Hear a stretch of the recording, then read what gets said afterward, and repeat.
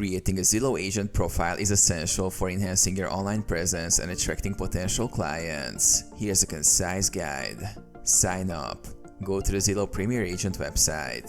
Click on Join or Sign up to create an account. If you already have an account, log in with your credentials. Complete basic information.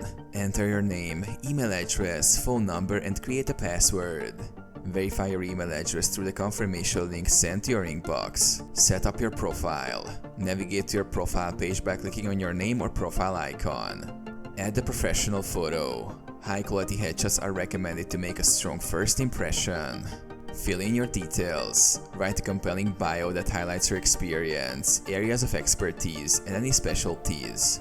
Include your office address, phone number, and any relevant certifications or affiliations. Add listings and sales. Sync your MLS listings to automatically update your profile with current properties. Manually add any recent sales or notable transactions to showcase your success. Collect reviews. Request reviews from past clients to build credibility.